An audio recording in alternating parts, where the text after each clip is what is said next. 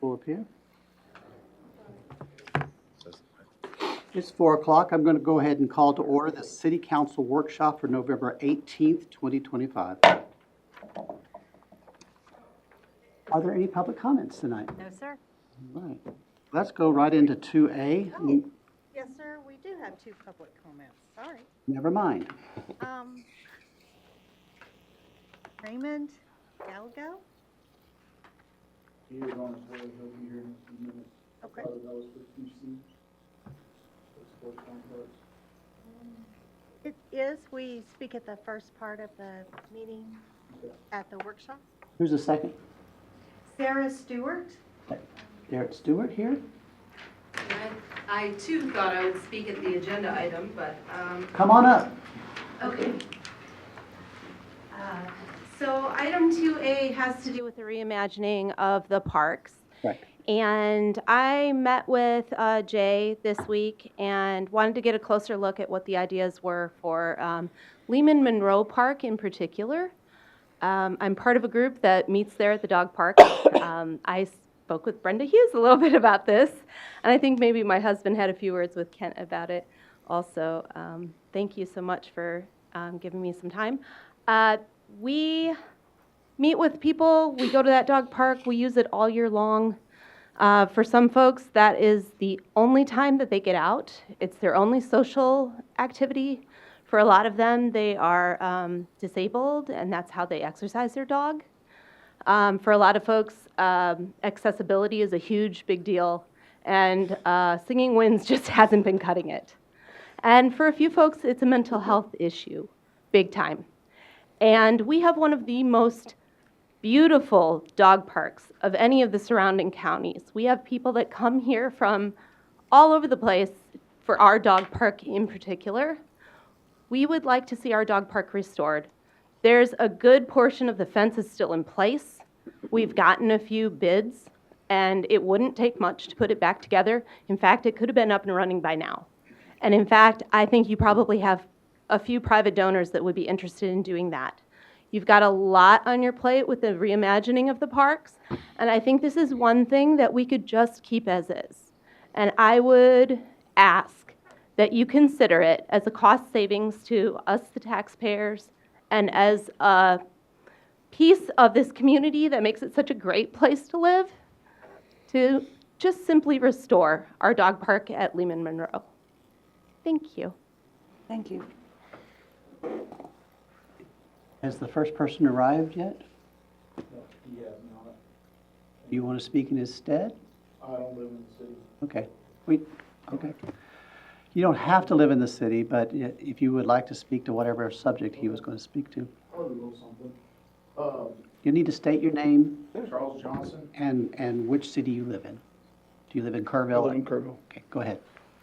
Grew up here. It's about the sports complex, specifically DBAT. You know, the last couple years, there just hasn't been anything going on there, and it's such a great facility for the kids, the locals, not only just baseball, but softball, baseball lessons. And we'd like to be able to see whoever gets the bid to bring that back. We're concerned with, you know, certain things that are going on up there, it's just not getting done. But I have learned things today that is on its way, from what I understand. And so I hope that will happen and that we can have those tournaments and bring the people in to spend the money in hotels, restaurants, and all that kind of thing. It's just been the last couple of years that, you know, we're leaving town to go play tournaments instead of bringing, you know, 300, 400 plus people in to these tournaments. And so I feel like that's being addressed from what I've learned earlier today, but that was a concern of mine Thank you, Mr. as Johnson. well. Thank you. Thank you. All right. Any other speakers? Not as far as I know. Let's go ahead and shoot to item 2A. Mr. Brimhall? Good afternoon, Mayor and Council. Looking forward to this. This has been kind of a long time coming. I know many on the dais have kind of labored with us in our, reimagining of the park. I did speak with Ms. Stewart yesterday, and she made some very good points and things that the council can consider. And if we want to move a different direction, I just wanted to reiterate to everybody listening, everybody on the dais and in the public, this is just a starting place. This is what staff and the Parks Board has put together, and we're looking for some input and some consensus on which ways to go from here. What we've done over the past couple of months, it's actually been since August 11th is when we met with Mayor and the Parks Board Chair and started down this road. So what you see in front of you here on the screen, and this will be available, I'm sure Louis will post this on his website very shortly, is kind of the new reimagining map, just iteration one. I want to call this the first iteration of what will be probably many. One of the biggest issues that we saw during the flood in the rebuilding is just building vertical things in the flood zone. And so we tried to get those things that are down kind of where the splash pad was, getting them out of the way and up on flatter, more safe land where we're not having to rebuild again. If such a flood comes through, we're not having to do it again. There are insurance considerations and all sorts of things that we took into account while reimagining.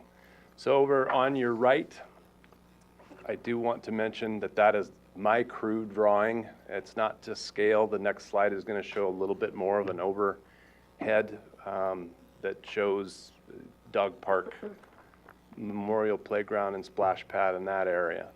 We know we need to bump up parking also. So again, that is not representative. It's just, you know, color coding a map so we can kind of tell you where things are going to go. Those things can be moved around, altered, and further refined to meet the needs of the community. Just real quick, I do want to call out my staff for just the amazing job that they've done over the past, 6 months, heaven's sake. We got that trail open, the section of trail that's open. It was opened on October 6th.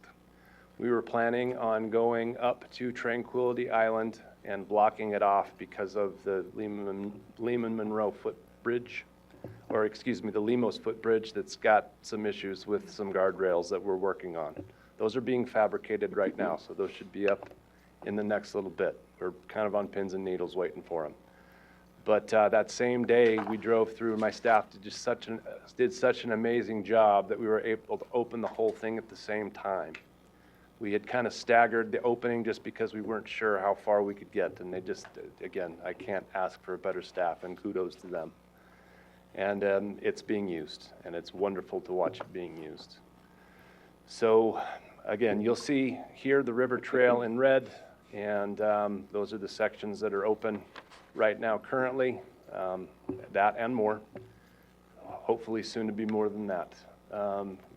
You'll see the area in green. Now, one of the things that we're going to go over in just a minute with Rosa, we did do a survey.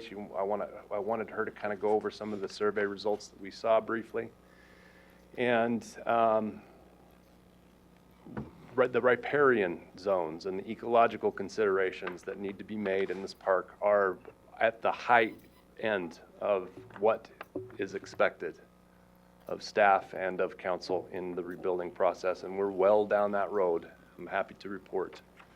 That area in green, we gave the riparian restoration group carte blanche, obviously with our input and council's approval, to make Kerrville and the owned property of Kerrville the standard by which other properties can see, hey, this works here, it can work on my property, because we know it's kind of a mishmash of who owns what. But this section here, we did a trash cleanup here this last week, pulled out tons and tons and tons. We filled up all 3 of those 8-yard roll-offs at the park, all 3 of them, plus more.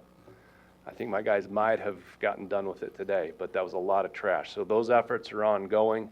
We need to start putting seed down at the bottom level so that the soil isn't as hot so those trees can grow. So that effort has already started. You see all those little tree markers. One of the things that we, the little green circles, one of the things that we heard in the feedback that we got is we need shaded area. A lot of shaded area was taken from us by the flood, and we need to address that. Some of those trees that you see down there by where the stage used to be, those were taken from us, and we need to replant them. So again, that area in green, we're looking to put a lot of trees out there, hundreds if not thousands over the next few years. And that's an ongoing effort, and we would like a little bit of direction if that's okay. We would like to make sure that the groups who are wanting to help have the ability to do so. Again, we wanted to present this plan before we gave it the green light. Those red areas that you see, the bubbled red areas, are areas that we're going to kind of keep off limits to planting because those are our event areas. Okay? Those are the ones that we count on to do these large-scale events. The first event of which was the Fright Night that was done on Halloween evening.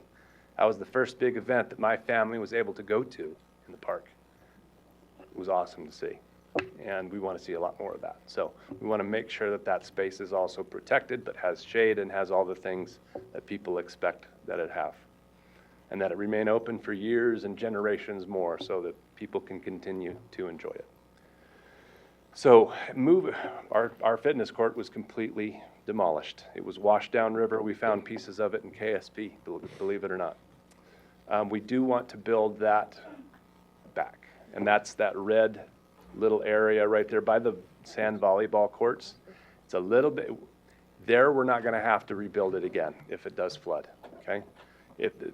That requires a shade. We need to go vertical on that shade. We need to build it outside of a flooding area.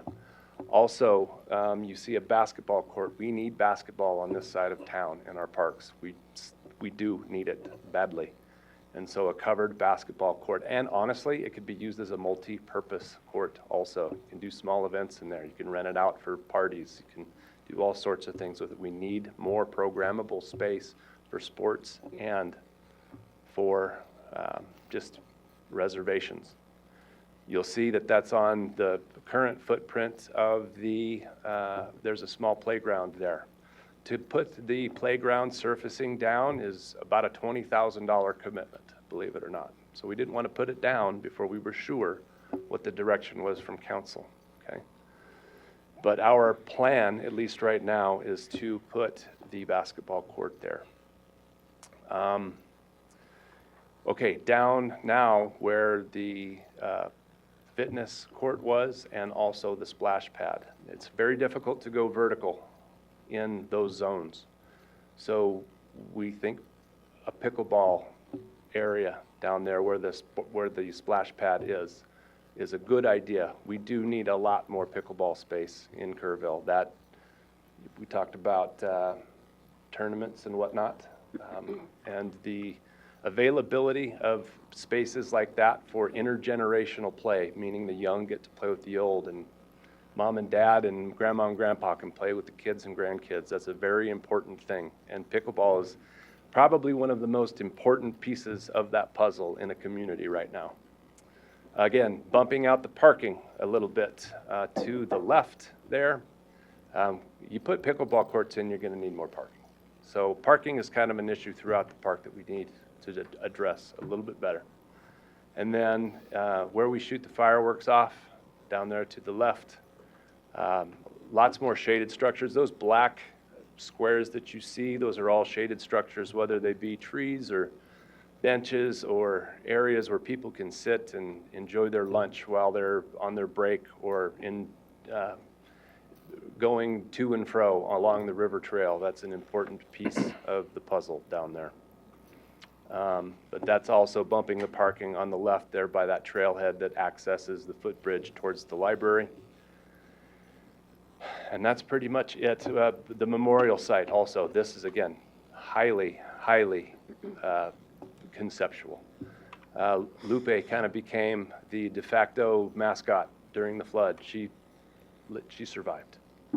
And we thought, what a cool thing to maybe have the memorial there. These are, again, just thoughts, starting places.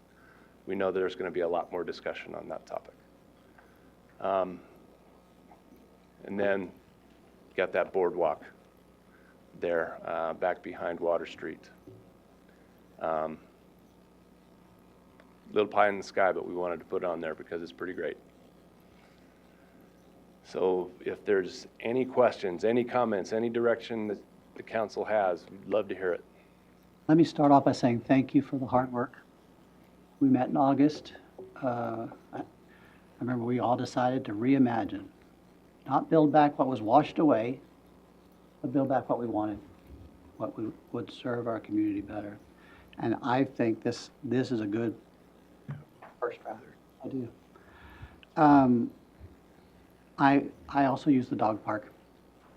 We have a ferocious dog that loves that park. And so I know that the playground, which will also be our new splash pad, will have lots of use all year round. New design is designed for all year round. The dog park is also all year round. Is there any thought of putting the dog park down in the flats, or? It's an idea that we discussed, for sure. Again, this is more of a conceptual design here on this second page. It's a little hard to see. She sent me a better one today. I just couldn't get it into the presentation. I can send that out. I don't think it is a criticism, it's just Oh, no. discussion about. No, but for sure, yes, we could absolutely do that. And if that's something you want us to explore, we'll, Well, we're just talking. sure. Jay, can I jump in real quick? Of course. So one of the considerations is, concerns from engineering, the floodplain manager. So the more fencing we have down in the bottom, the more material gets, Right. stuck down there. So that was part of the discussion about limiting what would need fencing down in the flat part. Get it. I think the survey also indicated the public wants us to build out of the floodway, especially vertical. And so when I toured the park with Mr. Brimhall after the flood, I was surprised to see the damage the dog park had sustained. Not only were the fences destroyed, but the stadium seating was pushed away too. And that's pretty high up. It felt like it was pretty high up before this flood. What thought has been given to the design of that memorial splash pad playground to help it to even up that high, survive the water that comes through? That's a good question. What's underground is a large part of the cost. I get it, sure. And what essentially, again, we're guessing what happened to the splash pad in the flood zone. But what we're thinking is that it kind of came up and shifted and then went back down. That's what caused a lot of the damage. At that point, you're looking, they had a hydrovac out there a couple days after, and it was so loud, all the rocks coming out of the tanks underneath. We got quoted $1 million to fix and repair that splash pad, and that's by the original construction group that did the splash pad originally, to get it whole. And I don't know, you never know until you go underground and see everything, what you're really dealing with. So there could be some pretty sizable contingencies that weren't in that number. We just you don't know what's underground, as we've kind of found with the pool a little bit recently. So it's always a guessing game, but it's something that we wanted to kind of get up and out of the way. Even though the dog park and that area up there did get some water, the velocity of the water and the undermining of the concrete structures is what did the damage. And you're never all the way safe, but you're a lot more safe up there. I don't want to ask all the questions. Brenda, you want to start? Yeah, can you bring up that picture again? Thank you. Yes. Okay, so the memorial playground and splash pad and the dog park. how close are they to each other? Yeah, that's what I'm trying to show you with this. Again, it's a little bit blurry. You see the state of Texas in there with the Kerrville. That's an amphitheater in that photo right there. But Okay. you see the way it's planned currently Okay, is that dog park is pretty far away from the splash pad. The dog park is down there to the bottom, and the Okay. splash pad and the playground are up kind of towards Amarillo and Wichita Falls. okay. So they are separated. They're in a similar zone, but they're out of the way of each other. So those two user groups don't have to interface if they don't want to. Okay, because to me, it's a safety issue. There are children that are afraid of dogs. Of course. And there are dogs that do jump fences. And I just wanted to be sure that there was a little bit of a, space between them. So whether one's higher than the other or whatever, so that was good my only feedback. concern. Thank you. Anybody else? Elaine? So the shaded, let's see, you call it covered picnic tables. I know that's just, your estimate of what you'd put there, Yeah. but since it is right where we lost a lot of things, I know there, as I've walked the river trail, currently, some of those benches did survive, the ones that were higher and more away from the river, actually. They were like concreted in and bolted in. No. So I'm just wondering, what do you have in mind for the kind of structure those would be? That would not cost a lot in Yeah. case we lose them again, but this has, perhaps could withstand. That's a great question, and that's one that we kind of beat up for a while in a meeting. We had Kyle in there, and in that meeting, we were kind of beating up the idea of, hey, what could we get engineered that's going to hydrologically be able to withstand, even the smaller floods? And it would be an accepted spec. I mean, we'd have some, some That's plans. flexible maybe to a point, but not to the point of being detached. Yeah. I don't know, I'm not an engineer. but- Yeah, we don't need it to turn into the fitness court, right, and just completely go away, but maybe you do. Again, I don't know enough to know. So that would be something that we would go through with an engineer, and we'd get some plans that would work. The trees. Yes, ma'am. So these round circles are future trees, I guess. And so what I would just like council to know is that we have Trees for Texas, Trees for Houston on standby, waiting for us to say, here's where we have finally arrived and where they should go. So look at those little green dots, and if you think any of that, I'm just talking to council now, doesn't look appropriate or safe or necessary even, this is just the first phase. They're planning to do trees for years now for us. So this would be our first attempt, and since this is land we own, we have access to it, we have already a plan to reimagine it, so it was the perfect time to start thinking about where to put them. And I think November, December, and part of January are planting season times correct. for these trees. So we kind of need a consensus from council. You like where the trees are? You want to think about it some more? I do. I would just like to see a few more trees around the memorial playground in the dog park area. Good point. Those are your existing trees there. The ones those clear circles are the existing. The green circles are ones that would be put in.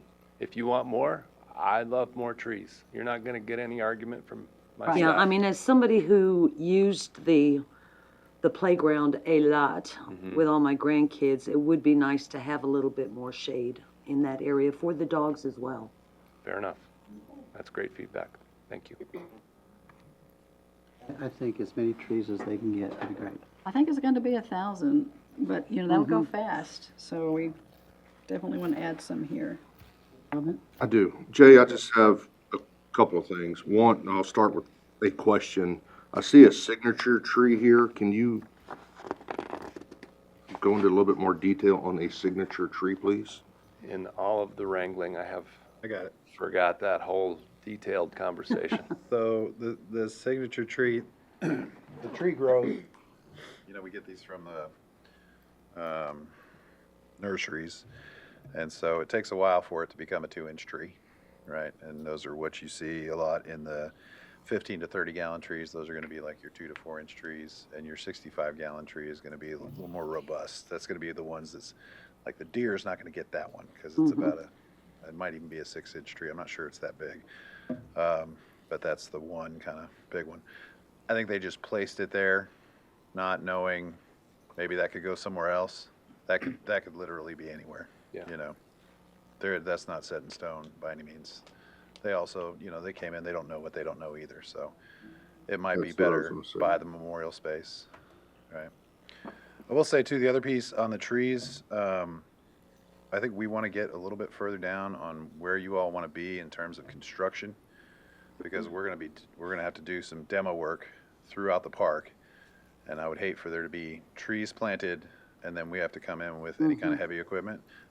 I don't think there's gonna be a whole lot of that down where they I really thought plan about to be, that. but like the parking on the left-hand side, we're gonna expand that. That's gonna have a little bit more work, so we might, if we pull the trigger with the Trees for Texas folks, we don't go all the way necessarily on the first go around. Maybe if we did it in a couple of tranches. Yeah, if we could, like, determine what part of this picture isn't gonna change again, even if you broke it up into thirds or something, that might not be a bad idea. We could at least, or we just put it off, you know, altogether. I mean, I hate to do that, but I really don't think that there's just a few spaces. Everything else, I mean, the River Trail sections aren't gonna move. Everything to the east is gonna stay pretty much where it's at. I think there's just a few trees on the west side maybe that, I think we can be very delicate with the trees, and we can think around those. yeah, I shouldn't speak. Jay's got it. I need your help sometimes too, man. Be on the ready. Just Very much. one real quick thing, it just occurred to me. We lost a stage. The Centennial stage kind of went down a little bit, I don't know, maybe 150, 200 yards. So the heaviest thing imaginable got dropped and drug by this flood. We have, since this iteration of this map, thought about doing a portable stage. It's not that much more than building back a permanent stage, and then we get to place it where we want it. I came from a community that had one, and it was an incredible piece of infrastructure that we utilized all the time. I've talked with my staff about the idea, and they're kind of chomping at the bit to utilize that idea. Are we talking a portable stage like what they had for Fourth on the River that, Not that big. not that big? Big, but not that big. That thing was enormous. So, just logistically, if we had Shakespeare in the Park, Yes, sir. would that be something that could be set up easily for that? 40 minutes to put it up, about 25 minutes to take it down. Wow, Wow, that's awesome. I yeah. like it. I like that idea. My only other comment that I had, other than the tree, was, Jay, I wanted to commend you and your staff for everything that y'all have done. I know you kind of came here right in the middle of everything, and that's my thank you for everything that you did. You don't get paid to do what you did on the 4th of July, and thank you. Thank you. Thank you. I think for the community to see trees being planted will help restore some of what we lost. So I think that's very good. Thank you, Delane, for your work on it. And thank you for helping identify where Jay. those trees were going. All right, are we ready for 2B? Or not to be. We did Shakespeare in the Park already. We are. Jay, do you feel like you got what you needed to, Oh, I think we got it. okay, Thank you. thank you. 2B. Fourth. Not to be. All right. Ironically, the same day that we met on the reimagining, I had, right after that, scheduled a meeting with the Houston Rockets. And we went and toured everything. And that was, if everybody remembers, kind of it was a tenuous time. Like the debris removal in the park really hadn't started quite yet. And they were touched The NBA teams were touched by the situation we were in, and they wanted to do something. And they saw Guadalupe Park as being a smaller footprint. I mean, what we just looked at is going to take a bit to kind of get to the right answer, but the NBA wanted to help quickly.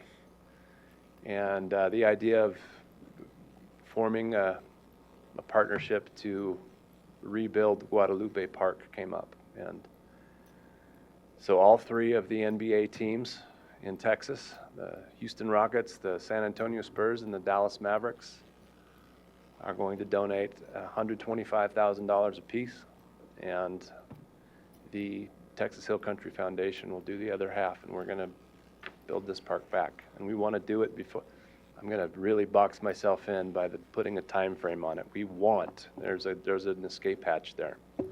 We want to have this done by before the beginning of Q2 in 2026. That's pretty aggressive, a little bit ambitious, but that's what we want to get done. So this is one of the renderings that we have. You'll see down to the left are some pickleball courts instead of the sand volleyball and the half-court basketball. They didn't get used too much. But I introduced in the item before that intergenerational play. Pickleball and the Dietert Center, they're close, and you have on the same premises, you have an inclusive playground. The shade structure isn't there because the shade structure made it through.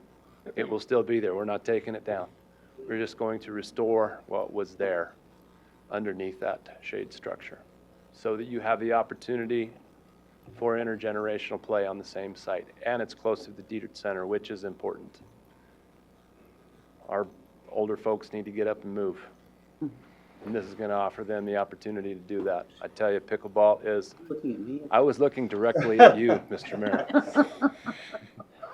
I'm going to be there soon. Boy, I tell you, after my 6 months here, I'm going to be there sooner than I think. So this is really great rendering that Mindy and her team put together of this concept. That's, I thought, the coolest picture, but we've got a couple more if my pointer will work, which it doesn't like me right now. Anyway, that's all you get. I'm pushing buttons and nothing's happening, so that's all you're getting. It paints the picture. Oh, There we go. it moved. So again, not your typical low-res rendering. Pretty cool renderings here. I do want to point out that this play structure has a lot going on. It will be inclusive. I have kind of vowed to myself, I did an inclusive playground in my former community, and there's no reason to not go inclusive on all playgrounds. This meets that requirement. So it's going to be an amazing playground that the city is not going to have to spend a dime on. Okay, we're looking for some feedback. We're going to, if we approve the MOU in the meeting this evening, we'll bring this back to the council so that the city manager can execute a contract and move forward with all of the financial MOU stuff cemented down. So yeah, we're really excited about this one. While I'm cycling through these, I don't know if there are any questions from council. Question about sidewalks. Yes, ma'am. I don't remember, aren't there sidewalks there were already in front of Guadalupe? Because I'm thinking about the apartments that are surrounding the area that use the sidewalks on Guadalupe Street. But I'm drawing a blank on, are there sidewalks there now? Because they're not in the rendering, I was just curious. I believe they're on the other side. Okay. They're on the, There's at least some way for people to get there via sidewalk versus street. there is. So right after the Dietert Center, it stops because it's that lot. Okay, oh, yeah. But there's the ones that- sidewalks on Okay. the other side, Other and side. then once it gets back to the park, it's all the way down. Okay, thank you. That makes Jay, me I'm feel better. just looking at this, I see this every day on the way to work. Yes, sir. And I know the mayor does too, on the way to or from. But it's, that park, from where it went from to where it went to before the flood, its use was probably 200% higher. I agree. When we reopened that park, there were families down there having dinners and playing, and I know it was ADA accessible for Yes, sir. the special needs children that used it. I will say, I never once saw anybody use that same volleyball court there. But I did see a lot of younger people playing basketball. So Fair enough. I know we're gonna have one up here at Lewis Hayes Park, but maybe look at if there's a way to keep that half court, because it was used. There is the neighborhood right there that has the younger people, the younger adults and citizens. That might be something. But my only other concern is I was on this road on July the 4th on Guadalupe Street. This was all underwater. Yep. That's, the houses, it's not in the flood zone. That's the weird thing about it. This side of the street against the river was not in the flood zone. So I don't know what FEMA's gonna do if they're gonna come back in and redraw maps for flood zones or floodways or what have you. But there's a house right adjacent to where you have the pickleball courts here that had 3 feet of water in it. So just something we need the park, 1,000-year flood. We don't know when the next 1,000-year would be, but we definitely need it. But that's my only concern about putting something super, super nice down there again. But like you said, it's not a cost to us. I share that concern. Mayor, council, one of the things too, and we had talked pretty extensively about this, obviously with all the parks and with everything. This was one of those parks that we felt the risk was worth it. And, because of the location, because of, the apartments, because of, how much it was used. Yes, that is a risk, but we feel that risk was worth it, in the essence of, bringing something that, kids and families and stuff could enjoy. Oh, it was definitely used, so. Has an orderly plan been developed to preserve and move the spontaneous memorial that's been erected there? There has been. It's a question of cleaning up the debris in our big park, and then we're going to start working on that. Our goal is to have it done before the holiday and have everything out of there. Just so these plans that we're talking about now, we can start getting them formulated and moving.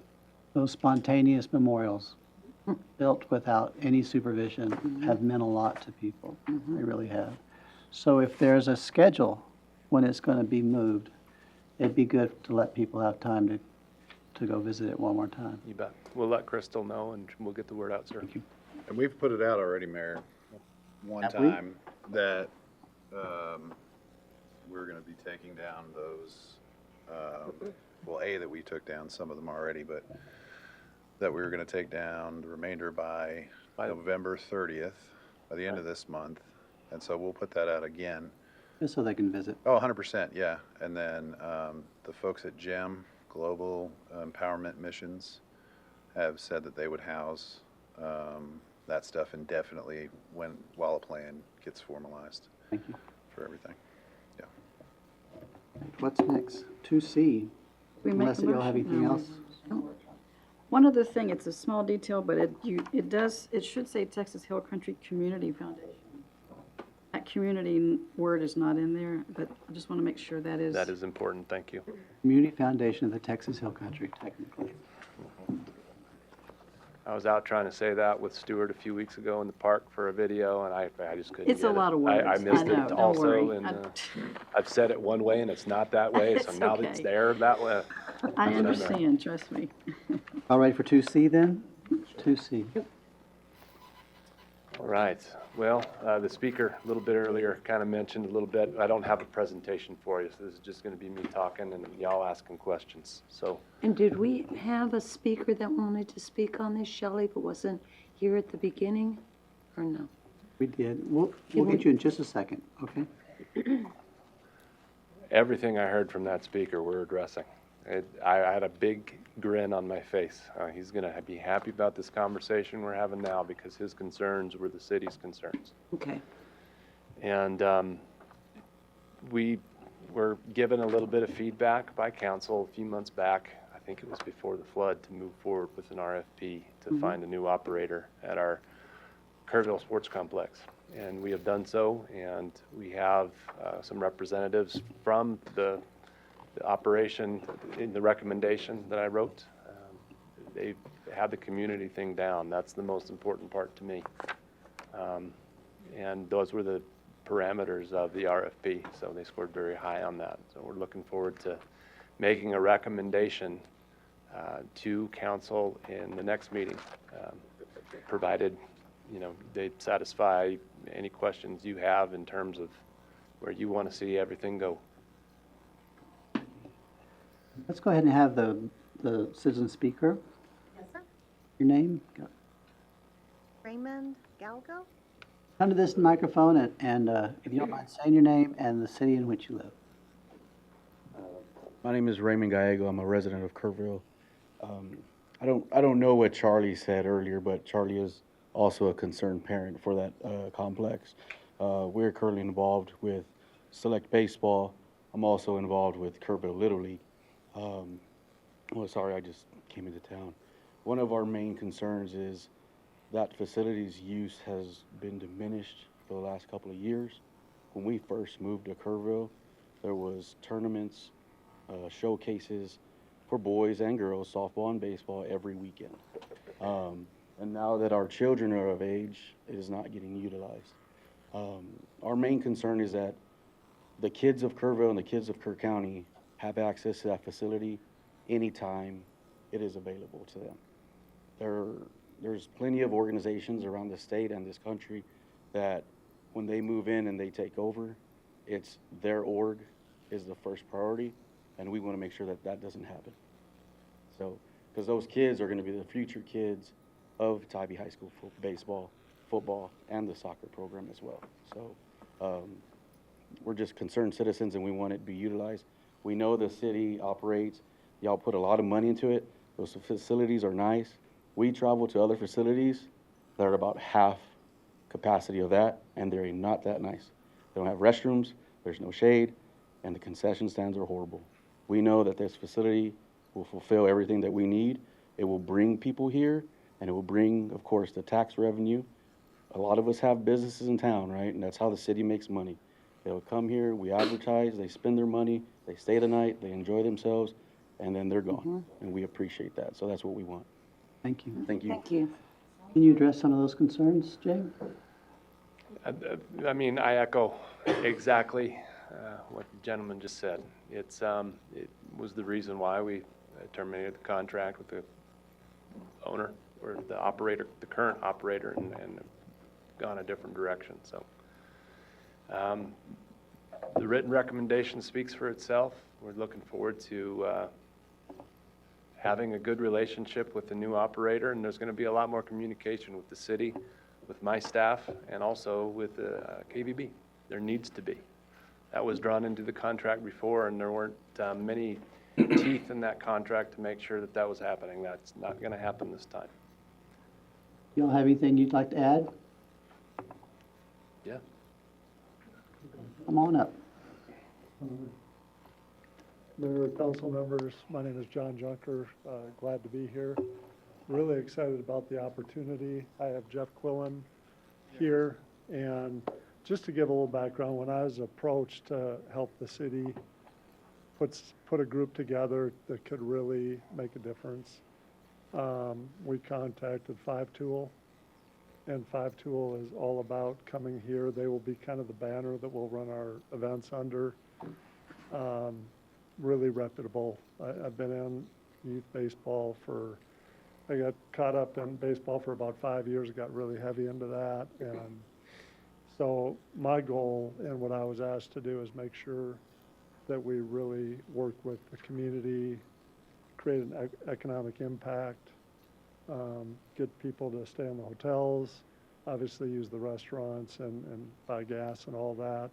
I did that a lot when I lived up by Fort Worth. So that's kind of more my role in working with Jay and you to make sure there's a lot of transparency and reporting to see, because, he's right, it's been 2 years, from what I understand, where the facility has been used.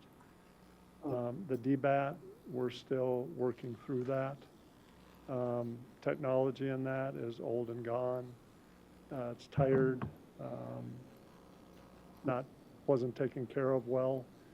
So I've contacted Kate Griffith, who was the one who started DBAT, had a contract that he didn't know was voided. He had a contract with that facility till 2038.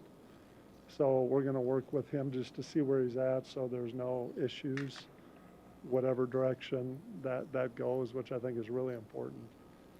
And really, you know, the baseball side of things, with Nico, who has been here, Gonzalez, with the right group, working together, promoting, I think he's going to do really well.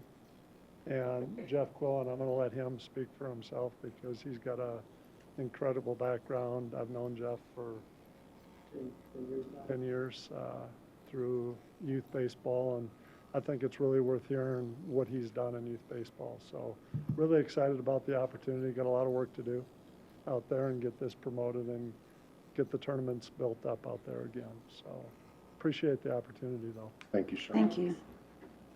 Hey, you guys are doing? I'm Jeff Quillen. Very nice to meet everybody. Thanks for having me and allowing us to come and talk to you guys about what we're trying to do. I think the opportunity for what you guys have in the city of Kerrville is a beautiful complex. It's something that I've actually had the opportunity to help with a few tournaments over the last few years, run out there. From 2020 to maybe 2022, I was helping in a non-capacity way, as far as I wasn't a part of Perfect Game or 5-Tool or PBR or anything like that. But we would run 3 to 4 tournaments a year in the spring, and it's a great facility to have kids and families come to. It's different than all the other kind of places you go, whether it's a big city of San Antonio or Houston or Dallas. What the intimacy of Kerrville has for when families come here, the things that they can do, the opportunities that are here are great. So what I can speak to from our group is the baseball side of what I know. When people were coming here to the city of Kerrville, they wanted to come back. And so it's just giving them an opportunity to have a place that is run well enough that they're willing to come back multiple times. And we think that we can really do that. We think that we can really help the youth of Kerrville by providing a place that they don't have to leave their community if they don't want to that many times. And we also think it's an opportunity to bring outside people to the community, whether it be hotels, restaurants, convenience stores, whatever it may be. And so if you do that on enough basis, just the numbers alone, you bring in 70 to 77 teams out there on a weekend basis. You do that 2 or 3 times a month, and you do that 10 months out of the year, you know, it's a pretty good revenue system.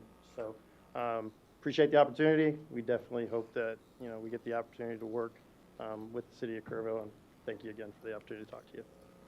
Thank you. Jeff. John? Any questions or comments? Go ahead. I was just saying thank you. I'll make a comment real quick. I am excited about, like you said, something happening. I heard too many times last year and the year before that, well, we have these beautiful fields, but we're going to San Antonio to play our tournaments. We don't need them to go to San Antonio. We need them to stay right here in Kerrville. So I'm excited about the opportunity. The research I did with 5-Tool after speaking to Mr. Junker about it originally was like, wow. And the placement in colleges and the scouts that y'all have is amazing.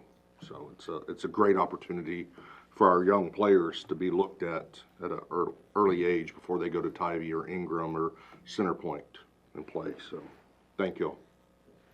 So can you give us a little date or some time frame that we can start to look forward to something? Real quick, Mayor and Council, for discussion on this one, you know, obviously the RFP was out, so they're kind of just talking from one perspective. Council's still going to have to decide on who they're going to go with. Okay, And right. that will be at the council meeting. And then we'll have some And time, then we'll like have some first quarter of timeframes and next year or timelines at something. that time on when the contract and all that. There'll still have to be some negotiations on whichever group that council decides to go with. We'll have some more outlines on some dates Okay. and starting. Thank you. Yes, ma'am.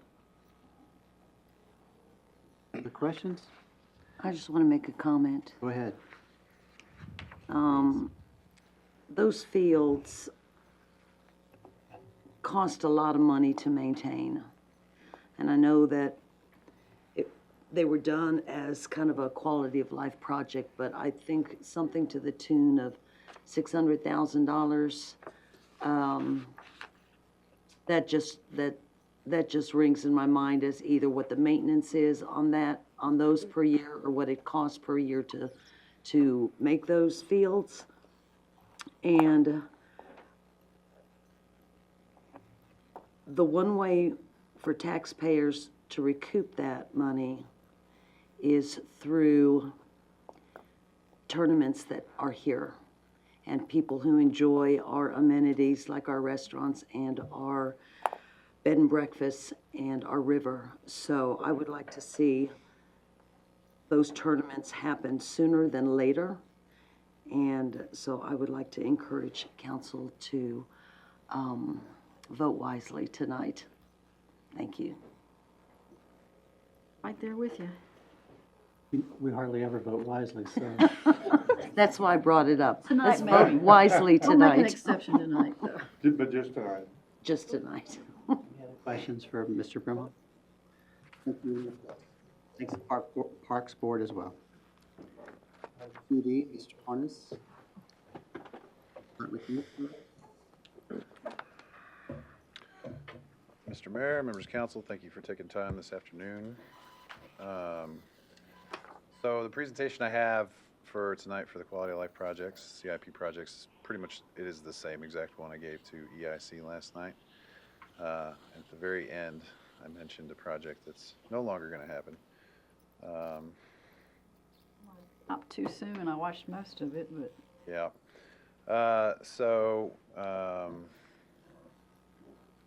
Overall, all the projects are doing well. Every single one of these projects so far has had a hiccup. They all do. I had more hair when I started working here. I had more hair before each of these projects. I just got off the phone with Tara Bushnell.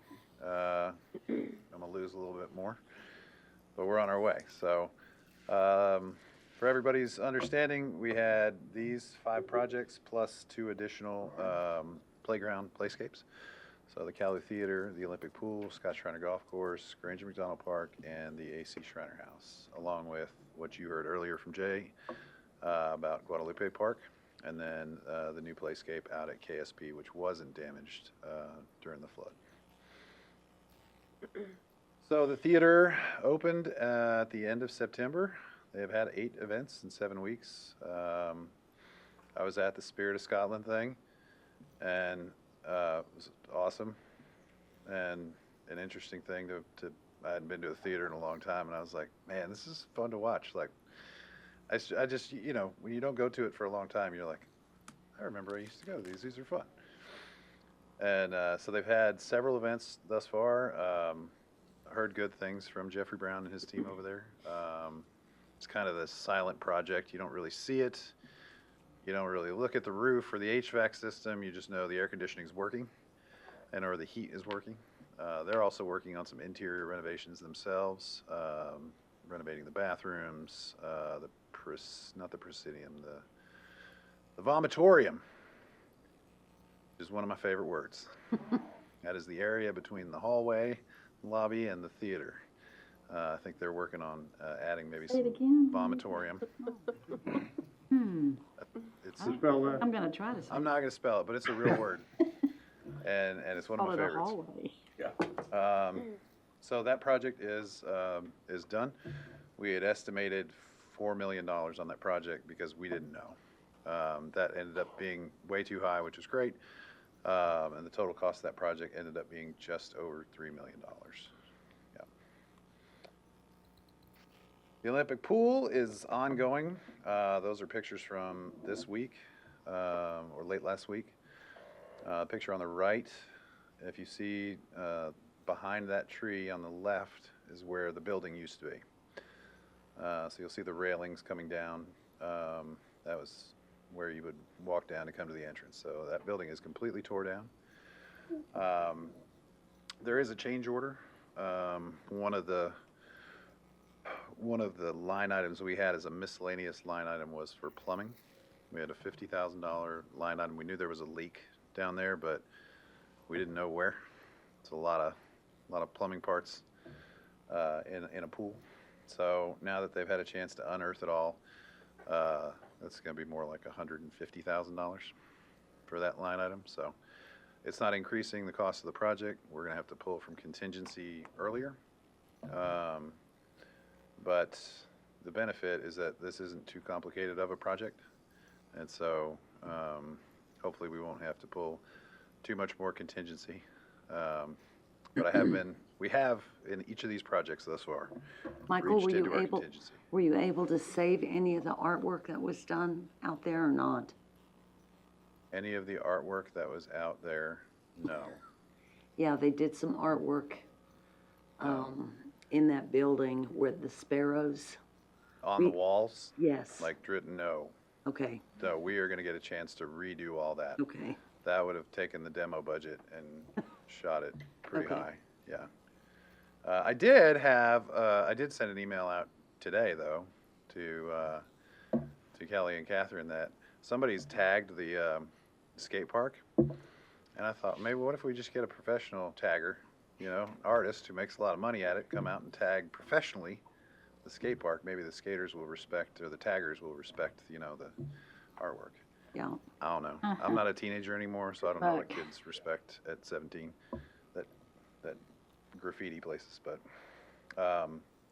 we'll have an opportunity, I believe, to do some additional artwork at the new facility. The golf course project is mostly complete. Talking to Mitch Harrell and talking to Troon, as well as with staff, the greens are going to be in really good shape by the spring.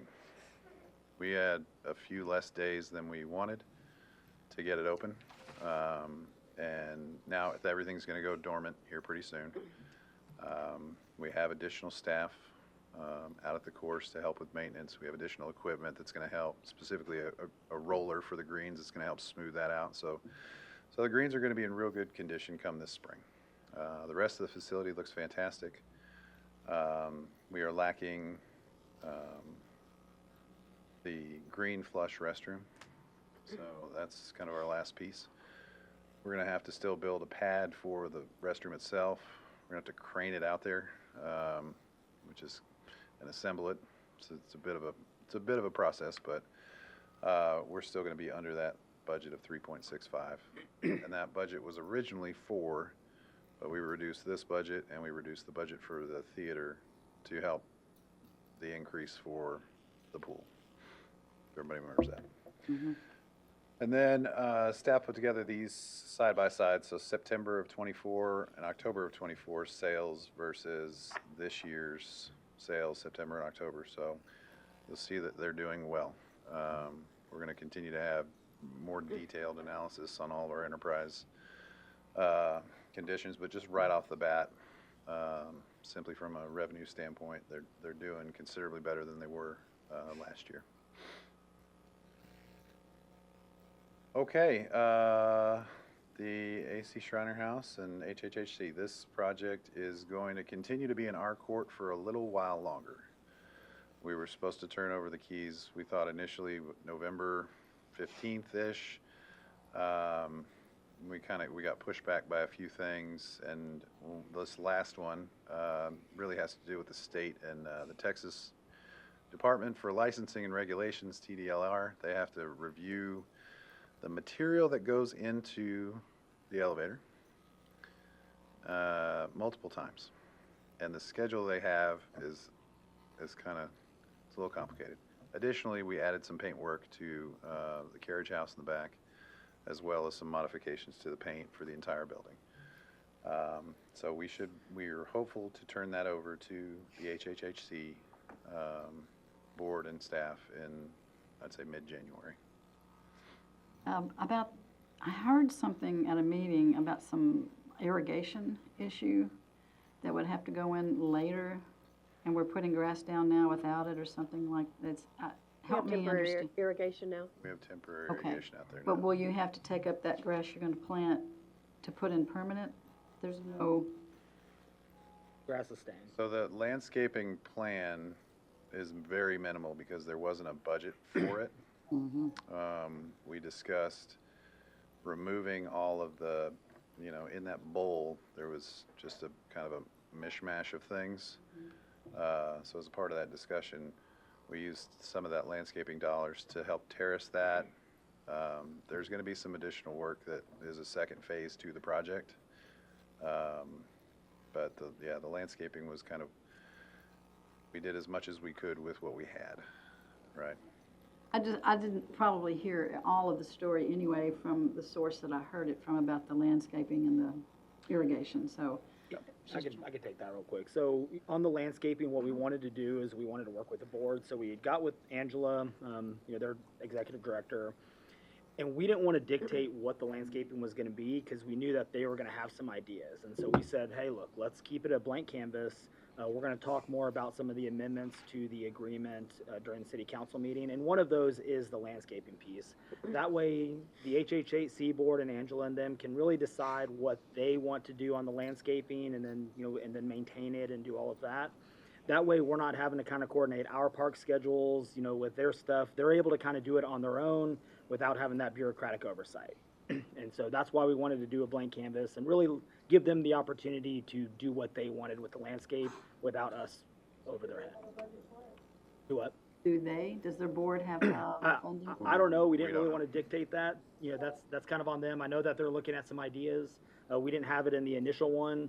And then we also, on the flip side of that, we didn't want them to go in and put all their own landscaping in, and then we have to subsidize and do the landscaping for them. So we wanted to kind of just come to an agreement and say, look, we want y'all to do the landscaping, do it the way y'all want, maintain it the way y'all want, and then we'll kind of have more landlord responsibilities. And their board agreed to that, which is why we're bringing the amendments to you. Great. And if the irrigation plan didn't work, then you'd have to redo the systems anyway. Yeah. Right, so you're kind of constrained. Now, like I said, I didn't really get the whole story probably, so thank you for clarifying. And then here is the Thanks for the Rain statue, which has been relocated from Museum of Western Art, and pictured in there is Kathleen Brinkman, the previous owner of that statue. She was kind enough to make donation to the city, both for this statue and another statue called Winning the Iron Shirt. And that one will stay, I think, in a more permanent basis at the Museum of Western Art. That one's very tall.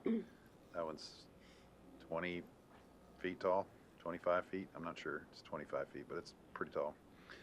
And Ms. Brinkman was also kind enough to pay for the moving costs for getting that from here to there. Staff, we put it on the truck and we drove it over, but she had a crane operator come take it out and place it. So that was That's nice. very nice thing for her to do. Okay, Granger McDonald Park. What we talked about yesterday with EIC is that, the biggest question in staff's mind is was the boardwalk a good idea on this project after what we've all been through, right? And so we met with the engineers, the designers of the boardwalk system that was proposed. And they typically design those to withstand kind of a 25 or a 50-year flood. What we had asked them for was, well, give us a cost estimate for a 100-year flood event. And we got those numbers back today. And it's not a very big delta, because if you imagine so the concrete is wider than the piers. Drilling into the concrete is a little bit deeper. But the cost of a project like that is in the mobilization. So the 25 to 50 year option was anywhere between, was it 325 to 350, and 375 to 400 was their estimate. And then we've got a better cost number today, and the 100-year option for that was $397,000 for the boardwalk section. And so overall, with everything that we have in the project, we also wanted to make sure we got an updated cost for all of it. So the total with engineering and construction and contingency is 2.6 million. So we have budgeted 2.2. Now $400,000 of that is contingency. So that's a pretty good contingency budget.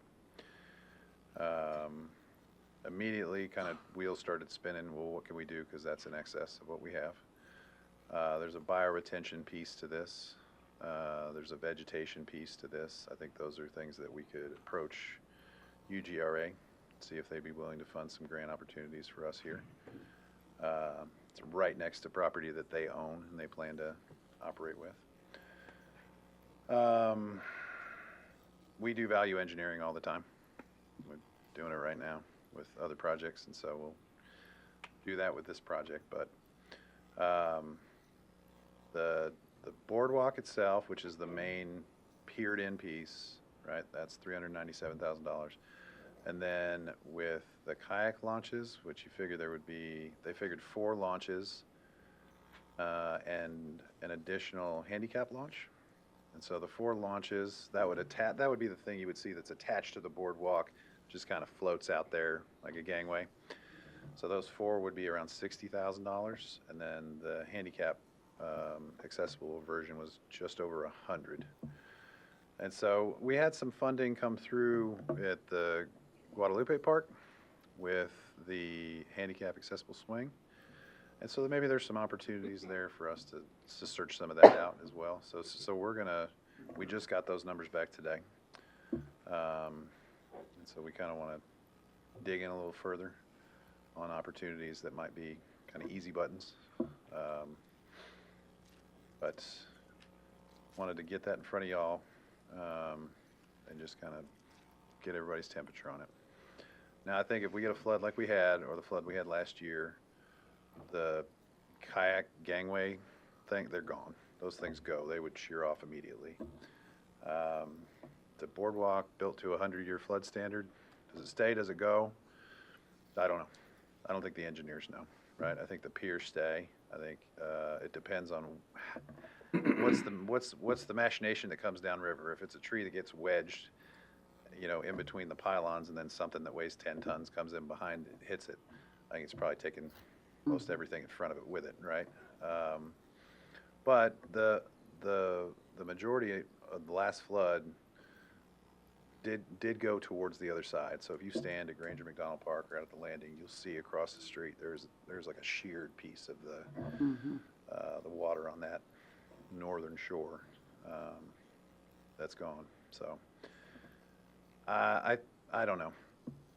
When we talked about it though, about funding for it, so EIC is funding it, you all take over the ownership of it, that becomes a city asset. That boardwalk becomes a city asset. Everything else does. It's on our insurance. If something were to happen to it, our insurance would cover most of it, you know, minus our deductibles.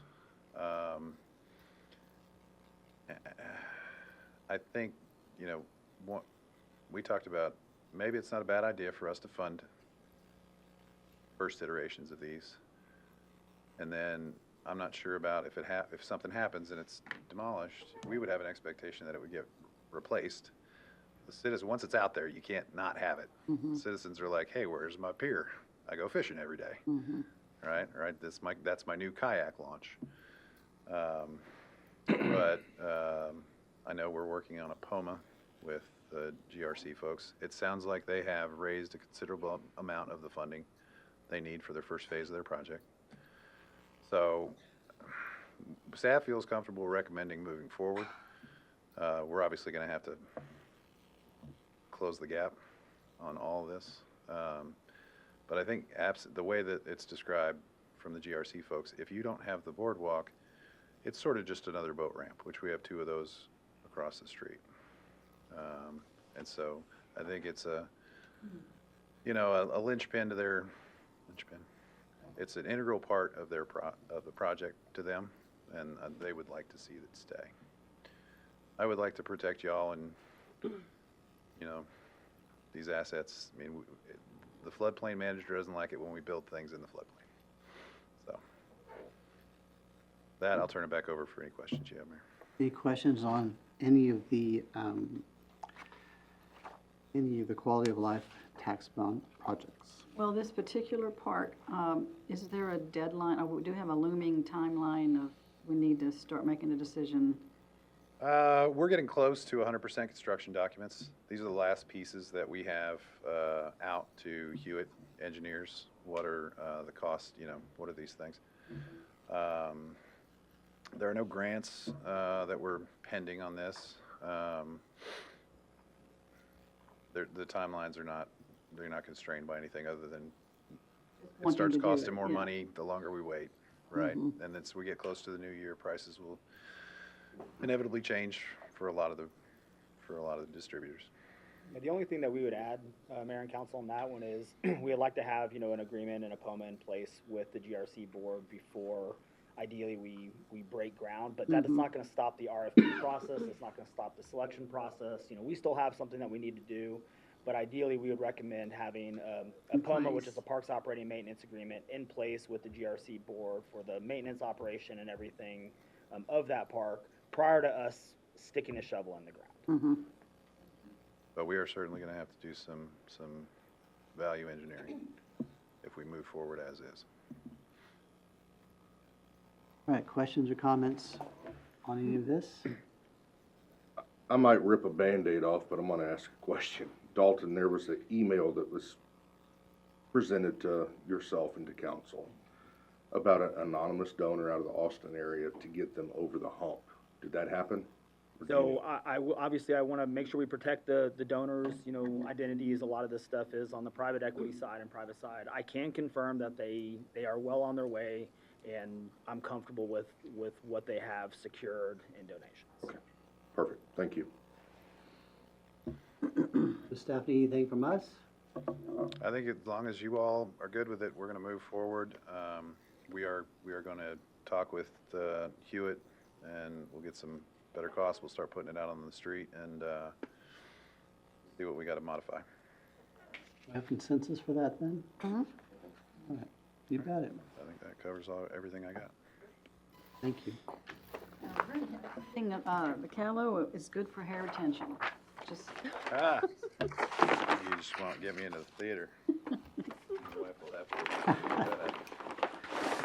There's no need to go into executive session.